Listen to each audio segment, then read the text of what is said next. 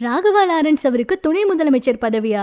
இதனால விஜய் அவர் எந்த முடிவை எடுத்திருக்காரா? திருச்சி கிழக்கு தொகுதி மட்டும் இல்ல, இடைத்தேர்தல் நடக்கிற எந்த தொகுதிக்கும் புதுசா கட்சிக்கு வர்றவங்களுக்கும் சீட்டு கிடையாதா? வாங்க என்னாச்சுங்கிறத பார்க்கலாம். தமிழக அரசியல்ல இப்ப ஹாட் டாபிக்கா மாறி இருக்கு நடிகர் ராகவா லாரன்ஸ் அவர் மற்றும் தமிழக வெற்றி கழகத்தோட தலைவர் முதல்வர் இடையேயான விவகாரம் தான். தாவேகா ஆட்சியில அமர்ந்ததுக்கு அப்புறம் கட்சியில சேரவும் வரவிருக்கிற இடைத்தேர்தல்ல போட்டியிடவும் பல பிரபலங்களும் அரசியல் பிரமுகர்களும் ஆர்வம் காட்டிட்டு இருக்காங்களாம். இந்த சூழல்ல ரீசெண்டா இந்த கட்சியில இணைய விருப்பம் தெரிவிச்சதா நடிகர் ராகவா லாரன்ஸ் அவரு தனக்கு எம்எல்ஏ பதவியோ அமைச்சர் பதவியோ வேண்டாம், நேரடியா துணை முதலமைச்சர் பதவிதான் வேண்டும்னு டிமாண்ட் எல்லாம் வச்சிருக்காராம். இந்த மாதிரி அவர் அதிரடி கோரிக்கையை வச்சது முதல்வருக்கு கடுமையான அதிருப்தியாம். இதனால ராகவா லாரன்ஸ் அவரோட திடீர் அரசியல் ஆசையும் அவர் முன்வைத்த பெரிய நிபந்தனையும் தாவேகா வட்டாரத்துல பெரிய சலசலப்பை ஏற்படுத்தியிருக்கான். பொதுவாவே லாரன்ஸ் அவரு தன்னோட அறக்கட்டளை வழியா பல்வேறு ஏழை எளிய மக்களுக்கு நிறைய உதவிகளை செஞ்சிட்டு இருக்காரு. அவருக்கு மக்கள் மத்தியில நல்ல பேரும் இருக்கு, செல்வாக்கும் இருக்கு.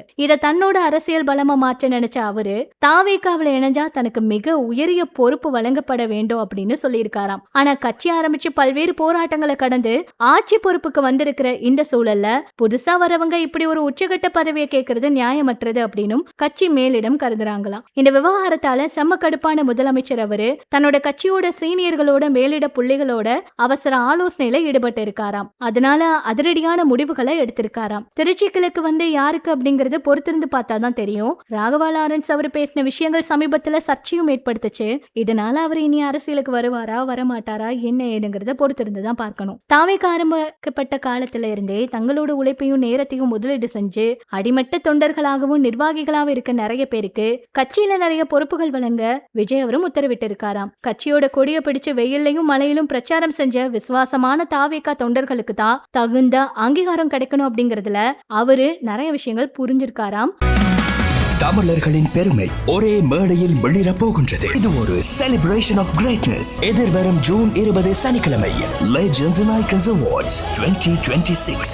புதுமுகங்களை நம்பி தங்களோட பழைய விசுவாசிகளை இழக்க நாங்க தயாரா இல்லைன்னு சொல்லியிருக்காராம். சீட்டு வாங்கிட்டு எளிதா எம்எல்ஏ ஆகிடலாம், தேர்தலில் ஜெயித்து விட்டா உடனே மந்திரி பதவியும் கிடைச்சிரு, ஆனா கஷ்டப்பட்டு உழைக்கிறவங்களுக்கு தான் அதோட வழி தெரியும் அப்படின்னு விஜய் அவர் நிறைய விஷயங்கள் சொல்லியிருக்காராம். இறுதியா இந்த சீட்டு யாருக்கு கிடைக்கும் யாருக்கு கிடைக்காது அப்படிங்கறதெல்லாம் பொறுத்து இருந்துதான் பார்க்கணும்.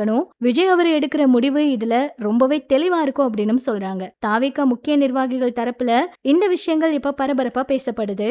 நிறைய பிரபலங்கள் அவங்களோட ஆசையை வெளிப்படுத்தினாலுமே விஜய் அவர் ரொம்ப தெளிவா இருக்காராம். தன்னோட தொண்டர்களுக்கும் தன்னோட விசுவாசிகளுக்கும் இந்த ஒரு பதவியை சரியா கொடுக்கணும் அப்படின்னு. அந்த எம்எல்ஏ சீட்டு யாருக்கு போக போகுது, யாரு திருச்சி கிழக்குல நிக்க போறாங்க, அடுத்து என்ன நடக்க போகுது அப்படிங்கறதெல்லாம் மிகப்பெரிய ஒரு கேள்வியாவும் மிகப்பெரிய ஒரு எதிர்பார்ப்பாவும் இருக்கு.